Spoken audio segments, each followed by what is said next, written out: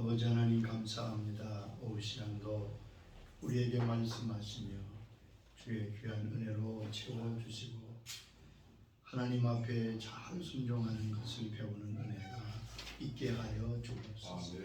예수님의 이름으로 기도하옵나이다. 아멘. 하나님의 말씀 신약성경 마태복음 28장 28절로 32절까지의 말씀입니다. 그러나 너희 생각에는 어떠하며 한 사람이 두 아들이 있는데 맏아들에게 가서 이르되 예 오늘 포도원에 가서 일하라 하니 대답하여 가로되 아버지여 가겠소이다 하더니 가지 아니하고 둘째 아들에게 가서 또 이같이 말하니 대답하여 가로되 실소이다 하더니 그 후에 뉘우치어 갔으니 그 둘 중에 누가 아비의 뜻대로 하였느뇨 가로되 둘째 아들이니이다. 예수께서 저에게 이르시되 내가 진실로 너에게 이르노니 세리들과 천기들이 너희보다 먼저 하나님 나라에 들어가리라. 요한이 의의 도로 너희에게 왔거늘 너희는 저를 믿지 아니하였을 때 세리와 천기를 믿었으며 너희는 이것을 보고도 종시 뉘우쳐 믿지 아니하였도다. 아멘. 오늘 본문은 우리가 잘 아는 비유의 말씀입니다. 어느 아버지가 두 아들이 있었는데 어느 날 아버지가 큰 아들에게 말합니다. 얘야 오늘 밭에 가서 일해야 되지 않겠냐? 그랬더니 맏아들은 예 그리하겠습니다. 아주 잘 순종하는 대답을 했습니다. 그리고는 가지 않았습니다. 불순종했습니다. 둘째 아들에게 말합니다. 오늘 밭에 가서 일하라. 이때 둘째 아들은 나는 싫습니다 라고 아버지의 뜻을 거절합니다. 그러나 가만히 생각해보고 뉘우쳐 아버지의 뜻대로 순종했다고 예수님은 말씀하고 있습니다. 맏아들의 태도는 다분히 처세적입니다. 그의 대답은 헛것이지요. 그는 체면에 사는 사람이며 위선의 대답을 합니다. 아버지의 말씀에 아버지의 마음을 어지럽히지 아니하려고 내라고 공손히 대답합니다. 그러나 그것은 위선적인 대답이었습니다. 그의 말대로 순종하지 않았기 때문입니다. 겉으로 순종하는 척 같지만 좋은 아들로 보였지만 사실은 명령을 거역하고 있습니다. 순종할 마음이 없었던 거지. 아마 누가 묻는다면 이렇게 대답했겠지요. 너희네 마음을 섭섭해 드릴 수가 없어서 간다고 대답했습니다. 그러나 늦게라도 뉘우치고 아버지의 뜻대로 순종한 아들처럼 되어야 한다는 말씀을 주님은 하고 계십니다. 오늘 현대 모습이 그렇습니다. 경건의 모양은 있으나 경건의 능력은 없다고 말씀했습니다. 순종을 배우지 못한 사람은 불행한 사람입니다. 여러분 순종은 타고나는 것이 아닙니다. 아담으로부터 거역의 DNA를 물려받은 우리는 하나님 앞에 순종하기가 어렵습니다. 그래서 순종은 배워서 하는 것이라고 말씀하고 있습니다. 히브리 5장 8절의 말씀을 들어보세요. 그가 아들이시면서도 받으신 고난으로 순종함을 배워서 예수님도 아들이지만 고난을 통해서 순종함을 배웠다고 말씀했습니다. 그러므로 우리는 순종을 잘 배워야 합니다. 순종을 잘 배운 사람은 복된 사람이며 승리하는 사람입니다. 순종할 때 내 마음에 평안이 있습니다. 내 마음대로 고집대로 하면 좋을 것 같지만 한 번 거역하면 마음속에 어두움이 들기 시작하고 점점 불안해지고 괴로워집니다. 여러분 내가 순종할 때는 나에게 말씀하신 그분이 모든 책임을 지지만 거역하고 내 마음대로 하면 내가 책임져야 한다는 사실을 잊지 말아야 될 것입니다. 저는 여러 가지가 있겠지만 순종을 잘 배운 사람이야말로 행복한 사람이며 하나님 보시기에 복된 사람인 것을 알 수 있습니다. 순종이라는 것은 히브리나 헬라 원문을 보면 이런 뜻입니다. 엎드려 듣는다, 밑에서 듣는다. 즉 듣는다는 말이 순종이라는 말씀입니다. 듣는 것이 순종입니다. 마음을 열고 들어야 합니다. 내 의견을 내려놓고 들어야 합니다. 솔로몬이 하나님 앞에 일천 번제를 드릴 때 하나님이 너무 기쁘셔서 말씀하셨지요. 내가 네게 무엇을 줄까? 우리 성경에는 지혜를 달라고 구했다고 돼 있지만 원문의 의미를 보면 하나님 듣는 마음을 주시옵소서. 솔로몬이 구한 것이 바로 순종하는 마음이었어요. 그런데 하나님이 그걸 얼마나 기뻐하셨는지 알 수 없습니다. 순종이 하나님을 가장 기쁘시게 하는 태도입니다. 이걸 꼭 기억하시기 바랍니다. 우리가 다 하나님을 기쁘시게 하길 원하지요. 그런데 하나님을 기쁘시게 하는 건 어려운 일이 아닙니다. 하나님은 순종하는 것을, 순종하려고 하는 태도를 가장 기뻐하십니다. 사무엘상 15장 22절에 사무엘을 통하여 말씀하셨습니다. 여호와께서 번제와 다른 제사를 그의 목소리를 청종하는 것을 좋아하신 같이 좋아하시겠나이까? 순종이 제사보다 낫고 듣는 것이 수장의 기름보다 나으니. 심지어 순종은 제사보다 낫다. 우리가 드리는 예배보다 하나님은 순종을 더 원하신다. 우리의 예배가 복되려면 순종하는 마음으로 드리는 예배여야 합니다. 반대로 거역과 또한 불순종은 사술의 죄와 같고 우상 숭배의 죄라고 지적하고 있습니다. 이 말은 하나님이 가장 미워하시고 싫어하시는 것이 우상 숭배인데 바로 불순종과 거역이 그와 같다는 것을 말합니다. 여러분, 다른 것은 좀 부족하더라도 우리가 주 앞에 순종하면 하나님은 그를 제일로 기뻐하십니다. 하나님을 기쁘시게 하는 게 어렵지 않습니다. 주님, 내가 이제 마지막까지 주 앞에 꼭 순종하겠습니다. 그런 마음으로 결심하면 하나님은 벌써 그 결심을 귀하게 받아주십니다. 두 번째, 순종하는 자가 천국에 들어갑니다.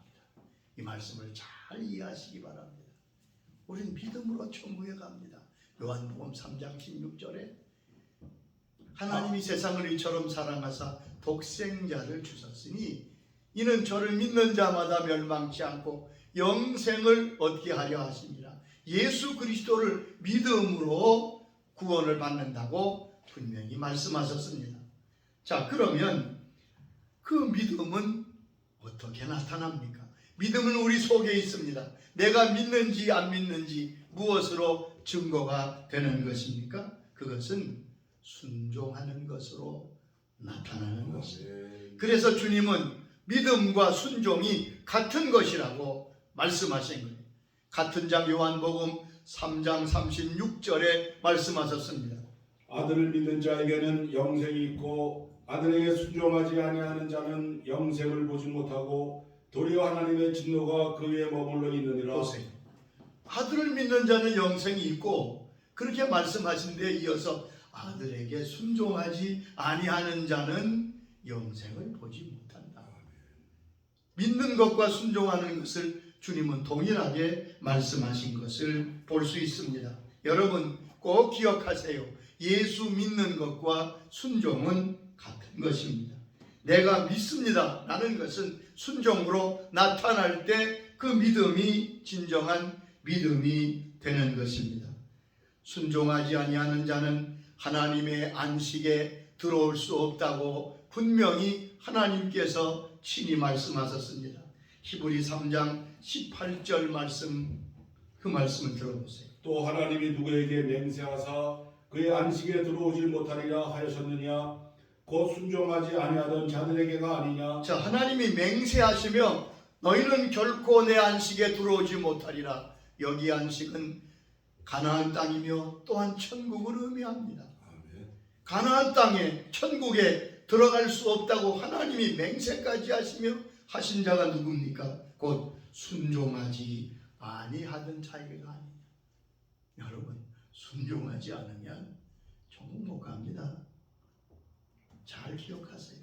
그런데 3장 19절에 보면 그 순종하지 않은 것이 믿지 아니한 것이라고 설명하고 있습니다. 이로 보건대 그들이 믿지 아니함으로 능히 들어가지 못하는 것이라. 자, 순종하지 않는 자가 안식에 들어가지를 못했는데 그 순종하지 않는 자는 누구냐?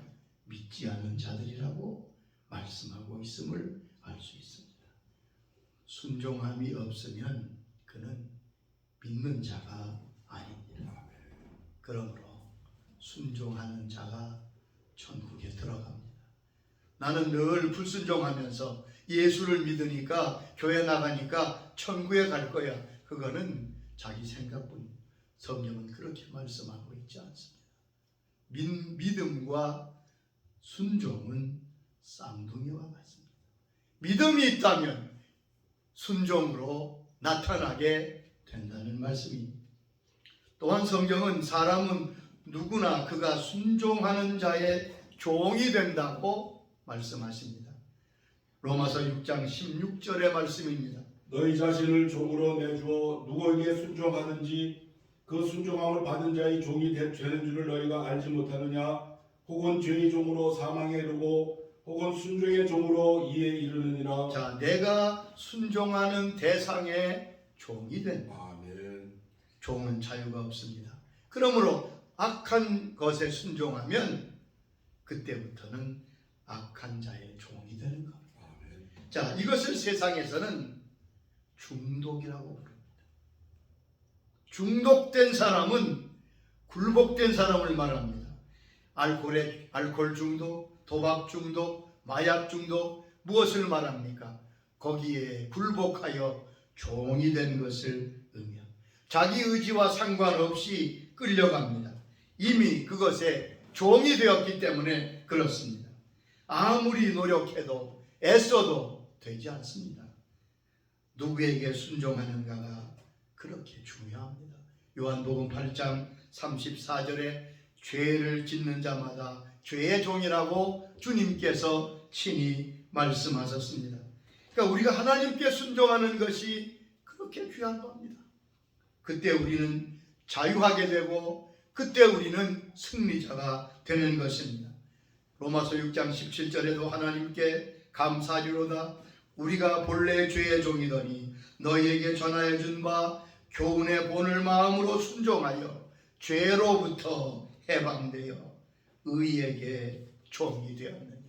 하나님의 말씀에 순종함으로 죄의 종에서 의의 종으로 옮겨졌다고 말씀했습니다. 여러분, 함부로 거역하지 마십시오. 함부로 불순종하지 마세요. 그건 자신을 사단에게 내어주는 것입니다. 여러분, 작은 일에 충성하면 큰 것을 맡긴다고 주님 말씀하셨지요. 마찬가지로 작은 것에부터 순종할 때 우리는 비로소 결정적인 곳에 가서 순종할 수 있습니다. 우리는 종종 창세기 22장에 하나님의 아브라함에게 하신 명령을 아브라함이 말없이 기쁘게 순종했던 것을 보고 놀랍니다. 오늘날 하나님께서 아브라함에게 내 독자 이삭을 모리아산에 가서 번제로 바치라고 말씀하십니다. 여러분, 이게 얼마나 어려운 일입니까?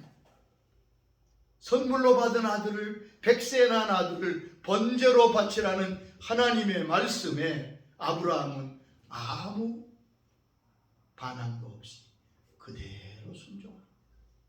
보세요, 이상하잖아요. 그럼 어떻게 이런 순종이 가능했겠어요? 그것은 아브라함이 처음부터 순종을 배워왔기 때문에 그렇습니다. 떠나라면 떠나고 롯을 보내려면 보내고. 여러분 보세요, 아브라함의 생애는 작은 순종부터 시작해서 결정적인 믿음의 조상이 되는 결정적인 주의 명령을 들을 때 그는 순종할 수 있었습니다. 순종을 잘 배우시기 바랍니다. 순종은 고난을 통해 배운다고 아까 말씀했지요. 아들이시라도 고난을 통해 순종을 배운다. 즉 여러 사건을 통해서 하나님이 우리를 순종하도록 이끄십니다. 러스킬이라고 하는 유명한 교육학자며 철학자가 있죠. 이번에 그의 글에 나는 이렇게 순종을 배웠다 라고 쓰고 있습니다. 자기가 아주 어릴 때 겨울철에 보면 그 난로에 펄펄 끓는 이제 주전자에 물을 끓이고 있는데 그게 그렇게 만져보고 싶어. 엄마가 말합니다. 얘야 그거 만지면 안 된다. 그런데도 그거 한 만져보고 싶어. 자기를 돌아보는 유모가 자기를 멀리 데려가는데 엄마가 그러더랍니다. 내버려. 그래서 그는 용기를 내서 그 뜨거운 주전자를 만집니다. 뭐 어김없이 손이 됐겠지. 그런데 그는 그렇게 쓰고 있습니다. 나는 그때 순종을 배우게 되었다. 순종하는 것이 얼마나 귀한 것임을 배웠다는 거지. 여러분 모든 사건과 어려움을 통해서 순종을 배우시기 바랍니다. 하나님이 주신 모든 사건은 우리로 하여금 순종하여 하나님의 복된 사람이 되게 하는 과정임을 기억하시기 바랍니다. 미국 대통령 조지 워싱턴은 나라를 구했던 위대한 인물입니다. 그의 어머니 생신에 많은 대사를 초청하여 잔치를 베풉니다. 한 대사가 그 어머니에게 묻습니다. 어떻게 저렇게 훌륭한 아들로 교육하셨습니까? 그때 워싱턴의 어머니는 한마디만 했다고 합니다. 나는 그 아이에게 하나님께 순종하는 것만을 가르쳤습니다. 하나님께 순종함을 배웠던 워싱턴은 나라를 구하는 아들이 되었던 것입니다. 하나님은 순종하는 자에게 모든 귀한 복을 주신다고 약속하십니다. 모든 축복의 통로가 순종으로부터 온다고 말씀하십니다. 신명기 28장 12절 보면 하나님이 순종하는 자에게 말씀과 주의 명령에 순종하는 자에게 하늘의 보고를 열어사 하늘의 보물 창고를 열어사 부어주신다고 말씀했습니다. 순종하는 자에게 하나님이 베푸시는 놀라운 축복이 무엇이 있습니까? 첫째는 순종하는 사람의 삶과 믿음이 반석 위에 세워지게 되는 복을 받습니다. 흔들리지 아니하는 인생이 되는 축복을 받습니다. 마태복음 7장 24절에 말씀하셨습니다. 나의 이 말을 듣고 행하는 자는 그 집을 반석 위에 지은 지혜로운 사람 같으리니 하나님의 말씀을 듣고 주의 말씀을 듣고 순종하는 자는 그 인생이 마치 반석 위에 지은 집과 같다. 아멘. 우리 생에 수많은 환난과 고난과 폭풍과 몰아칩니다. 그리고 많은 사람이 무너집니다. 그런데 순종하는 자는 그 인생이 무너지지 않는다고 주님이 친히 말씀하셨습니다. 반석 되신 주님께서 그의 기초가 그의 삶을 보장하시기 때문에 그렇습니다. 인생이 여러 인생 같지요. 주님이 말씀하신 것은 집을 짓는 것, 삶이 우리 인생인데 딱 두 가지밖에 없어요. 무너지는 집, 무너지지 않는 집. 화려해 보이고 대단해 보여도 하루아침에 무너지는 것을 우리는 너무 많이 보았습니다. 하나님께 순종하면 반석 위에 그 인생이 집이 세워진 것처럼, 이 말이 무슨 뜻입니까? 하나님이 그 사람의 인생을 보장하신다는 말. 붙드십니다. 무너지지 않습니다. 그것이 순종하는 사람이 받는 놀라운 복입니다. 또한 순종할 때 그의 영혼이 정결하게 됩니다. 깨끗한 영을 가지게 됩니다. 점점 주님을 닮게 되는 거지. 베드로전서 1장 22절에 말씀하셨습니다. 너희가 진리를 순종함으로 너희 영혼을 깨끗게 하여 거짓이 없이 형제를 사랑하기 이르렀으니 마음으로 뜨겁게 서로 사랑하라. 순종함으로 영혼이 깨끗해집니다. 아멘. 우리가 특별한 수련과 특별한 수도를 못한다 하지만 하나님 앞에 순종한 내 영은 점점 깨끗해져서 주님을 닮게 됩니다. 세 번째, 하나님은 순종하는 사람의 머리의 모든 부분에 복을 주십니다. 한 부분이 아닙니다. 신명기 28장 2절의 말씀을 잘 기억하세요. 내가 내 하나님 여호와의 말씀을 청종하면 이 모든 복이 내게 임하여 내게 이르노니 이 하나님의 말씀을 순종하고 지키면, 청종하면 이 모든 복이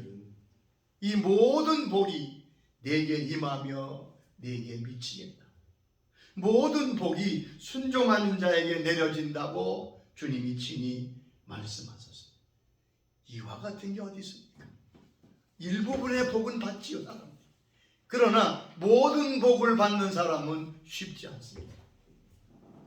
모든 복을 받는데 그 내용이 몇 가지 있습니다. 첫째는 그 자손이 복을 받습니다. 아멘. 모든 복, 순종하는 자에게 주시는 놀라운 축복 가운데 첫째는 그 사람의 자손에게 하나님이 복을 주신다는 말이에요. 하나님은 이삭을 복 주시면서 이삭이 왜 큰 복을 받는가를 설명해 주셨습니다.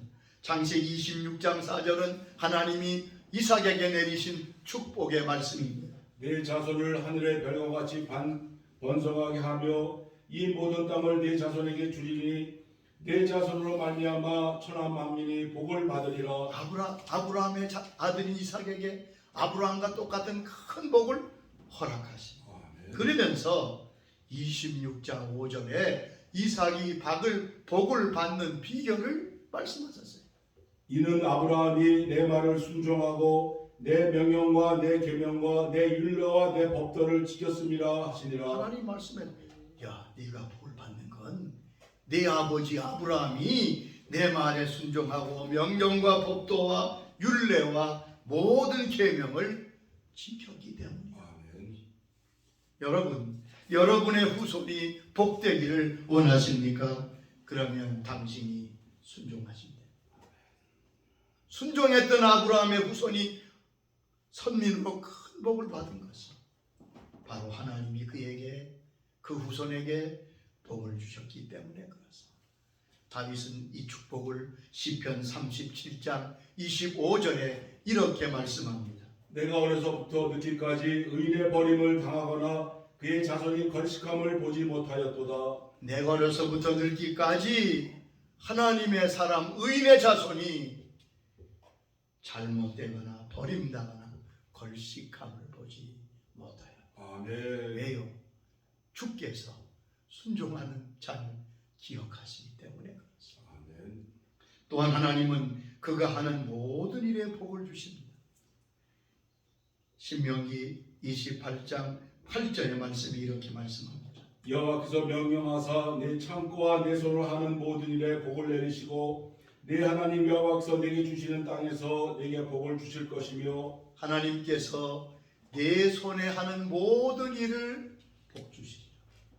여러분, 우리 손이 뭐라고 그렇게 우리가 일하는 게 우리 손으로 되는 게 아니라 하나님이 우리 손에 복을 주시면 내가 무엇을 하든지 복되게 되는 겁니다. 순종하는 자에게 주님이 그 약속을 하고 있는 거예요. 그래서 28장 6절에는 이렇게 말씀하십니다. 내가 들어와도 복을 받고 나가도 복을 받을 것이니라. 내가 들어가도 복을 받고 나가도 복을 받을. 어디에 가면 복 받는 그거 아니에요. 하나님께 순종하는 사람은 그가 어디에 가든지 어느 곳에 처하든지 어떤 일을 하든지 하나님이 그를 복되게 하신다는 말씀입니다. 또한 하나님은 순종하는 자에게 언제나 승리하게 하신다고 신명기 28장 7절에 말씀하십니다.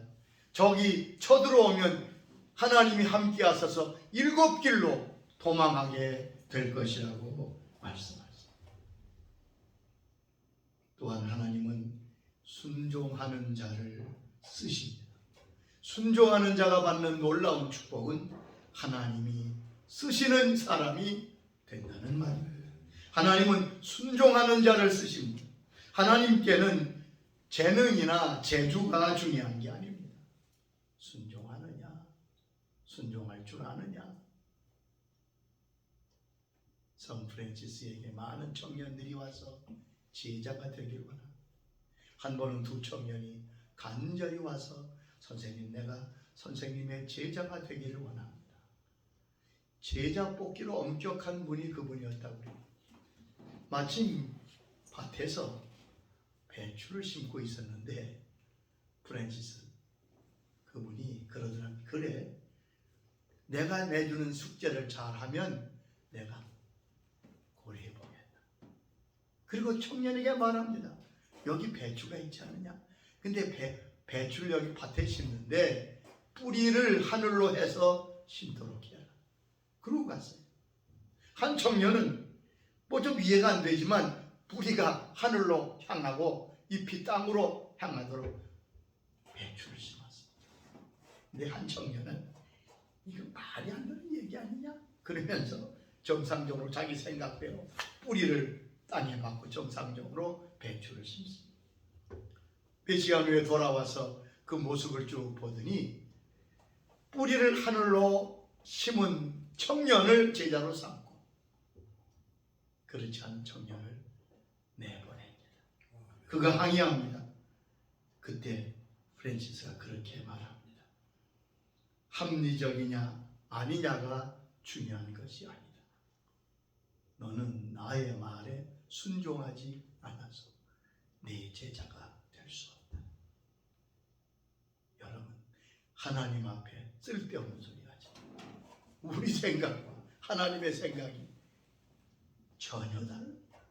하늘과 땅처럼 차이가 있다고 말씀합니다. 하나님이 말씀하시면 예, 순종하실 수 있기를 바랍니다. 아멘. 성경은 누구에게 순종하라고 하셨어요? 하나님께 순종해야지요. 부모님께 순종해야지요. 그리고 또한 자기를 인도하는 지도자들에게 순종하라고 말씀합니다. 아멘. 히브리 13장 17절에 이렇게 말씀하십니다. 너희를 인도하는 자들에게 순종하고 복종하라. 그들은 너희 영혼을 위하여 경성하기를 자신들이 청산할 자인 것 같이 하느니라. 그들로 하여금 즐거움으로 이것을 하게 하고 근심으로 하게 하지 말라. 그렇지 않으면 너희에게 유익이 없느니라. 예. 아멘. 하나님 앞에 순종하고 부모님께 순종하고 자기를 지도하는 지도자들에게 순종할 때 아멘. 하나님은 그 순종을 귀하게 보신다. 순종에는 네 가지 원칙이 있습니다. 첫째는 즉시 순종해야. 순종을 미루면 마귀의 시험에 빠집니다. 두 번째는 즐겁게 즐겨 순종해야 됩니다. 기쁘게 순종해야 됩니다. 세 번째는 믿음으로 순종하는 것입니다. 내 생각과 내 이론이 아닙니다. 말씀하시면 말씀하신 대로 이해가 되지 않아도 순종합니다. 네 번째는 끝까지 순종해요. 요단강에 7번째 들었다 나왔을 때 나만의 병이 나았어요. 여리고 성을 7일 동안 돌았을 때 비로소 성이 무너졌어요. 하나님의 역사는 순종을 다했을 때 일어나는 것임을 잊지 마십시오. 아멘. 여러분, 이 땅이 어렵고 힘든 것 같지만 승리하고 복되게 사는 법은 한 가지입니다. 오직 순종하는 것입니다. 순종은 배우는 것입니다. 주님 이 시간 우리에게 순종할 마음을 주시고 순종을 잘 배울 수 있도록 은혜를 주시옵소서. 아멘. 기도하겠습니다. 아버지 하나님 감사합니다. 순종에 대한 말씀, 순종이 얼마나 귀한, 얼마나 복된 것인가를 말씀해 주셔서 감사합니다. 아버지, 저희로 하여금 순종하는 둘째 아들처럼 혹 거역했더라도 다시 뉘우치고 순종을 배우는, 그래서 하나님이 가장 기뻐하시고 쓰실 수 있는, 하나님이 주시는 모든 복을 받을 수 있는 복된 주의 자녀의 자리에 나아가도록 순종의 은혜를 부어 주시옵소서. 아멘. 예수님의 이름으로